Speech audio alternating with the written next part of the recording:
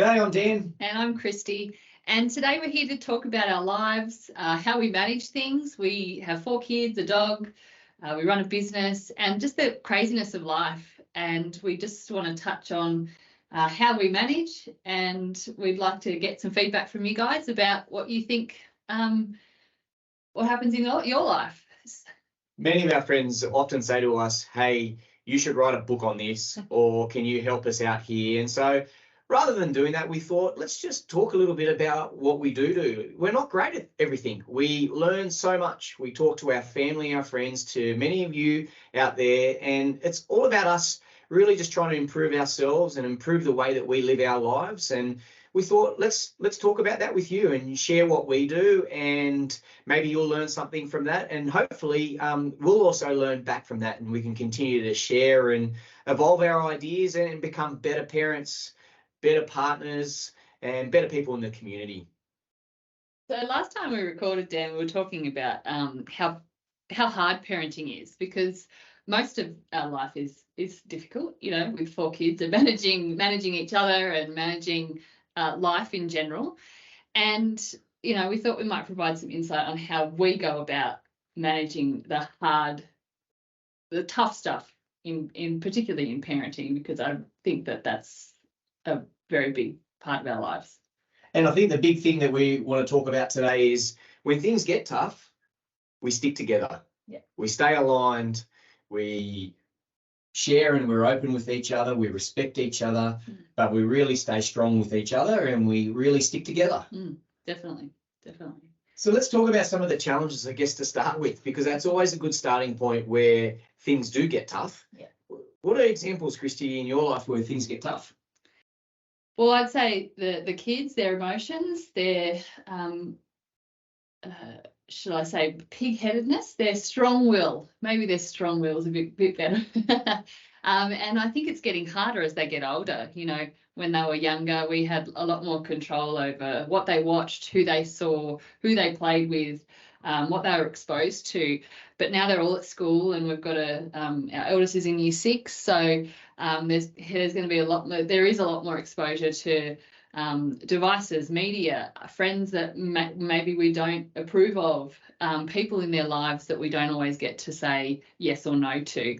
And I think it's only going to get more difficult as they get into the teen years, you know, with all of the things that teenagehood brings, adolescence brings.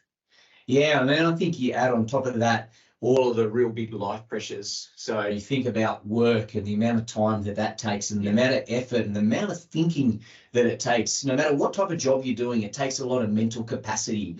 And then you add on top of that financial pressures. You then add on that environmental pressures and wider family pressures and commitments. And then you've got sport and many other factors. And then you're trying to look after yourself. You're trying to keep yourself healthy.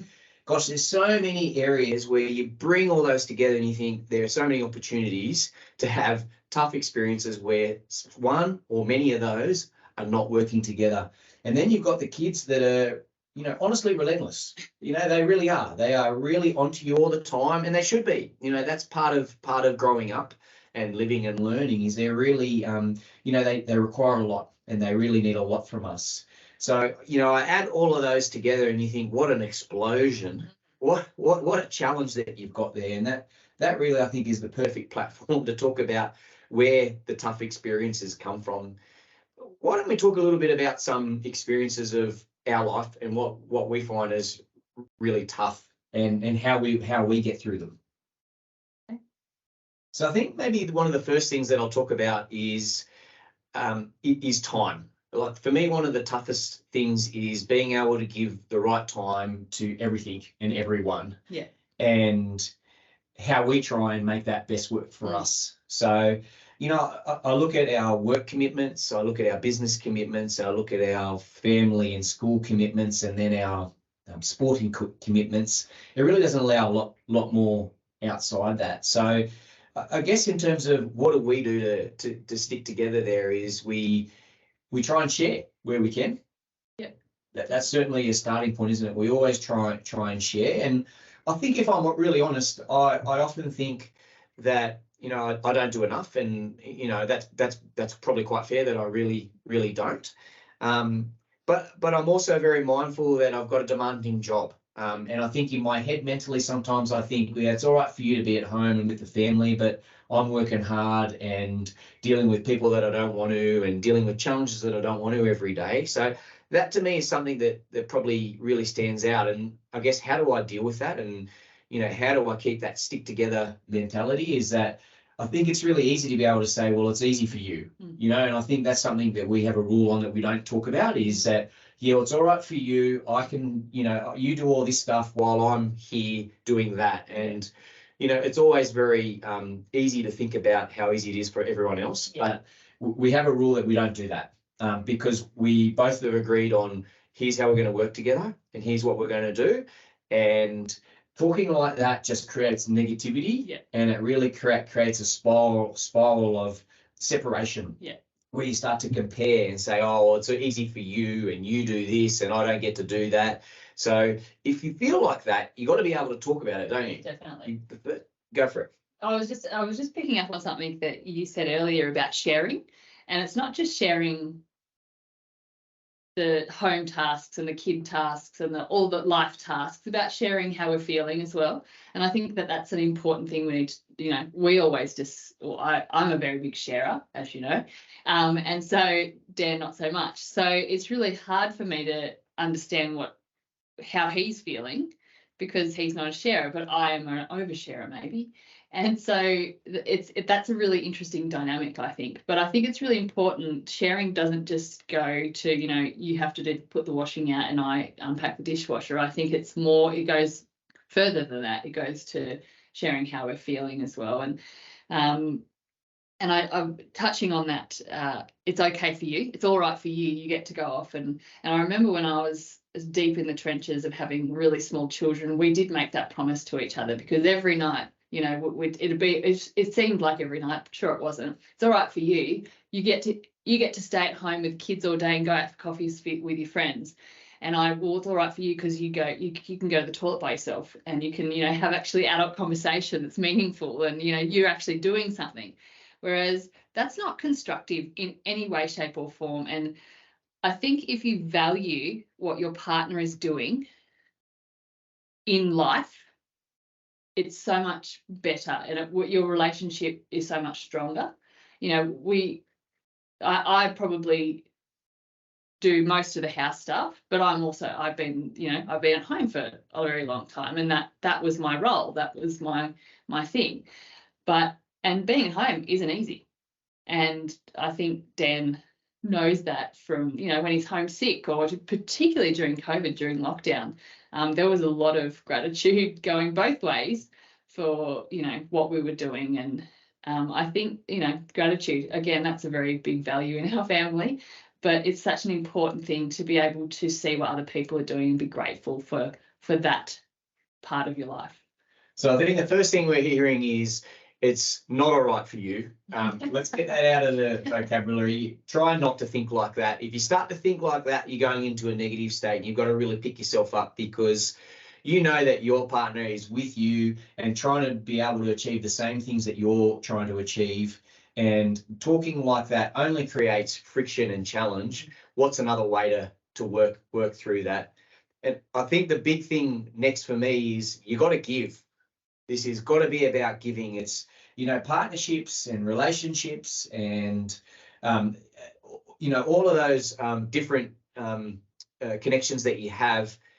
They're a lot about giving. You get, but you got to be able to give. And sometimes you got to give more than what you get. And that's part of partnerships, and that's part of families, is that, sometimes you do give a lot more. And that's okay. I think it's not always about a 50% split, or hang on, you did that, so I can do that. Sometimes it's not like that. Sometimes you got to accept that, what, I'm not doing this one, or I'm taking a hit here, and I'm okay with that, because I know that later down the track, I'll be able to do something, and it works with each other.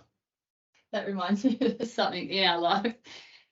Every time I got up to feed my babies in the night, Dan would be snoring next to me. All I wanted to do was, kick him in the shins. And now I don't hear our kids in the night. I sleep straight through. Like, I don't get up. The kid, if the kids are crying, Dan's the man. He goes, because not that I think, oh well, I've done that. It's just that my body is trained to hear a newborn cry, not a child calling out, "Daddy, Mummy, I need you." So I say that maybe it is just, oh well, I've done that. maybe we play the game of chicken. Whoever moves first has to get up. But going back to something you mentioned earlier, Dan, about having each other's back and being on the same page. We're not always on the same page when it comes to parenting. We're not always on the same page when it comes to life choices. But majority of the time we're on the same page. Would that be correct? Yeah, I think that's really, really true. And I think, the good partnerships are about complementing each other. And I think a lot about our challenges that we have going back to those tough times and how do we stick together? Well, I step in when you've had a hard day or you're not feeling good, or I can see you getting frustrated by one of our children or many of them. That's where one of us, we step in and say, you know what, I've got this, or I'm good here, or you know what, I know how to take this one, and you step back for a sec. And I know that happens a lot with me. Sometimes I can get frustrated and have a short fuse, and you're that that calm middle person that can really cut through and really allow me that space to work through the challenge or work through that tough experience and then recalibrate to be able to go again. Yeah. And I feel as though, we've been parents for 12 years, but, every day we get better at that. We get better at picking up on signs that the other person's not doing so great and being able to step in when needed. And, I think both of us are very aware of, maybe not in that moment, but we're very aware of looking after ourselves and looking after each other and looking after our relationship. And one thing I want to point out, I know I talked about talking to my aunt and uncle last time, but I'm going to do it again because they're just amazing.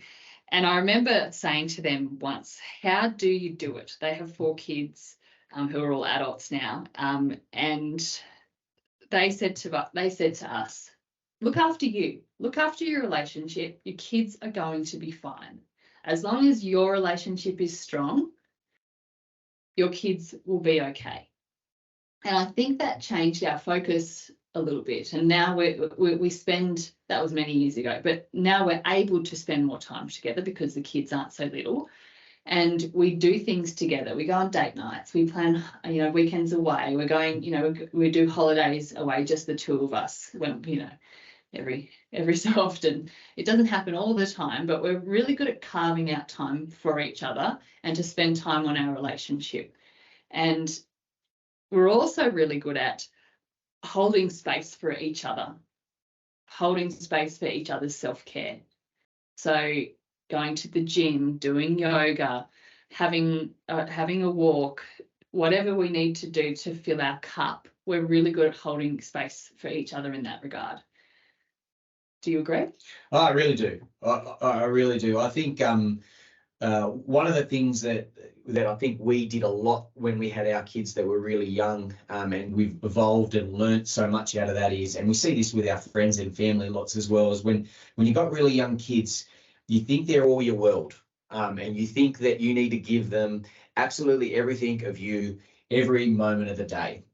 And I remember this really great analogy that we learned right at the start when some of our kids would just cry and cry and cry, and you couldn't do anything about it. And it was one of the most heartbreaking things as a parent. But I remember one of the nurses saying to us, just put on a cup of tea, let it boil, drink your tea, and then go back again. And I think that space and that time allows you to really reframe yourself and really get yourself in the right zone so that when you're giving, whether that be to your child, to your family, your friends, whoever it needs to be, you're in the right zone to be able to give everything and give your best. And that to me was something that I always tried to take out, is that, yes, your kids, in our case, want a lot of us all the time, but they can't have it all the time. And so we need to be able to share that. And that means sometimes I'm going to focus on mummy and being able to work with you or talk with you or interact with you, or I'm going to focus on my family because I'm with my family. And that might mean my kids are hassling and want to do something, but I'm not going to just subside to that and let that happen. I'm going to let them know that, hey, I'm here and I'm ready to support you. But at the same time, I'm doing something else at the moment and you'll need to come back. And I think that's a part that really helps transform your thinking and really helps change your way of engaging and interacting, both with the people around you as well as your kids at the same time. And it's really easy to fall in that trap. And I know I did when I was young. I thought, when we first had our young children, we thought everything revolves around them and we must be focused on them. And, everything else becomes second nature or, second in line. But I think a real crucial part is being able to work out those boundaries and being able to switch between. I think the more that you can switch between, it actually makes you happier. So I think one of the big things that stood out to me is, although I might have given my child at the start everything they needed, I felt like I wasn't giving to other things that I really wanted to. So whether that was Christy or whether that was my family or friends around me, I think being able to switch between those is really, really important. That's a really good point. I hadn't thought of it like that. The switching between. Very, very nice. So I guess in terms of sticking together, we've talked about a few things that we do. So yes, we spend time together. Like we've created a few things this year that are a little bit different.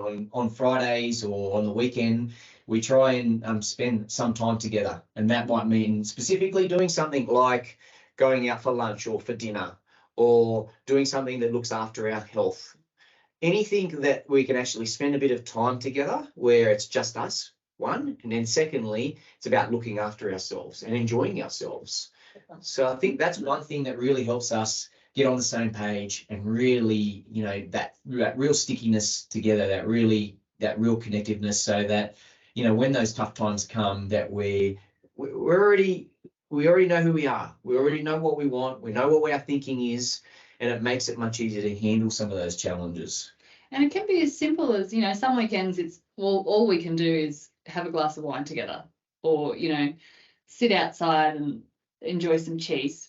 It can be something simple as that, or it can be something, a bit more over the top with, not over the top, but a bit more extravagant, like going out for lunch or out for dinner, or, doing something for our health, going to have a sauna together or whatever. So it doesn't have to be this huge extravagant thing. It can just be as simple as, we're going for a walk around the block. And also there's other things like when we say stick together, sometimes that might actually mean, giving your partner time to do what they want to do. Yeah. Or time away. So that is just as important to be able to bring that togetherness. So, in our case, that could be you go to the gym on Wednesday mornings. Yeah. And that's your time, and I'm here with the family and kids. I don't go to work early like I normally do. That's your time to look after yourself and come back, midweek feeling refreshed and ready, and that gives you lots of great energy. Yeah. which is also good for us. Yes. And our family. You do lots of other things too, don't you? Like, going out with friends and catching up. I mean, I guess one of the centerpieces for you is being able to talk and share and communicate. And, you've got your mum, you've got your family, yeah, and you've got your friends, where that is really crucial to, you feeling great. Feeling fulfilled, having my cup full. Yeah.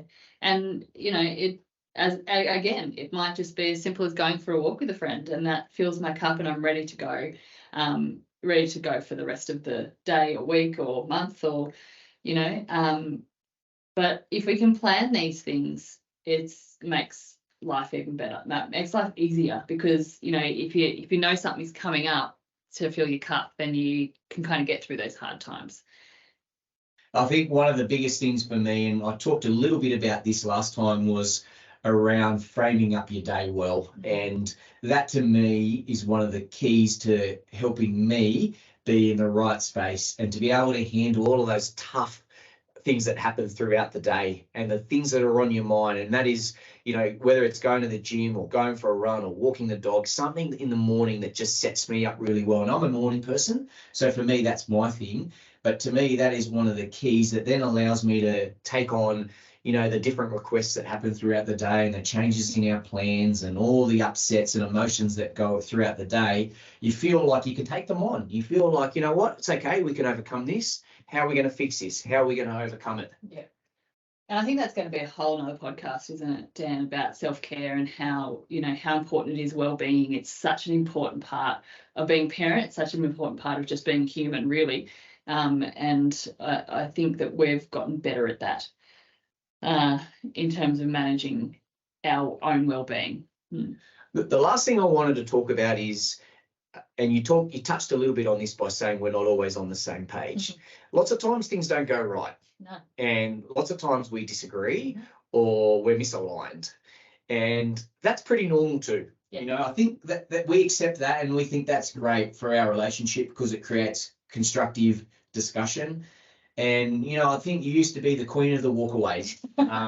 And we talked a lot about this, and I said I don't like how you walk away when we're going through hard conversations. You know, you had a tendency to walk away, and you know, at the same time, I've got to come to the party and say, well, that's your way of saying, you know what, I'm not ready to talk about this, or this is a hard subject for me, or I need to think about it. Yeah. And so me chasing you down or me saying, let's keep talking about it is not the right answer as well. So, you know, we had to come to a way of working through it to say, you know what, sometimes you are going to step away, and that allows me some time to also think, it allows you time to think about it, it allows us time to come back and then say, all right, how are we going to fix this? How are we going to address it? How are we going to work through it? Yeah. Or how are we going to disagree on it? You know, and we do disagree on lots of things. You know, half the things in our life, I think, weren't the things that we actually thought were going to be the way that things would occur. Yeah, true. But, you know, that's part of partnerships and relationships. And, you know, back to that giving, you've got to give in partnerships and relationships more than you get.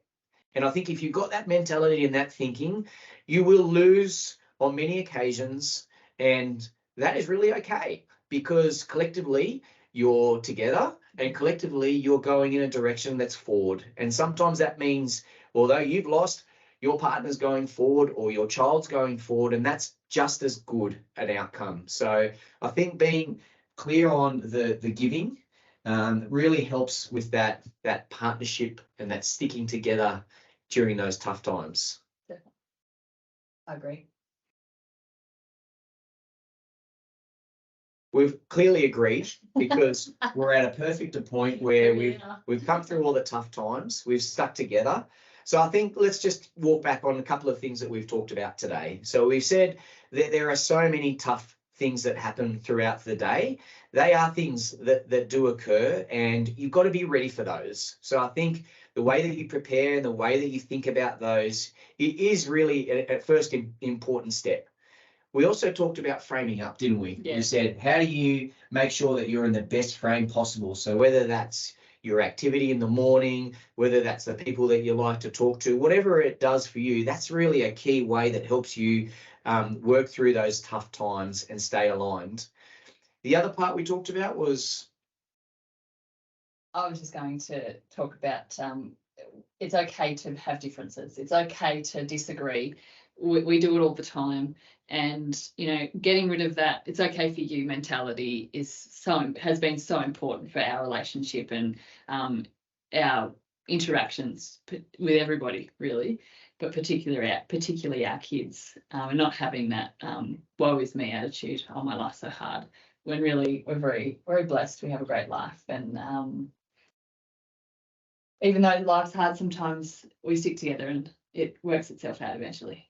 Yeah, absolutely. And I think, you know, back to that point around it's always better somewhere else. Yeah, or grass is greener. You know, we don't, you know, I think like that in my head lots. You know, I sometimes think, geez, it'd be great to be in a little apartment looking over the water, worrying about myself, but it's not the life I've chosen. And I know the life I've chosen, I love it, and I'm really happy about it, probably 99% of the time. And that 1% of the time, yes, I do think about those coffee drinking, sunlit Saturday mornings, reading a paper for 6 hours, but it just doesn't happen.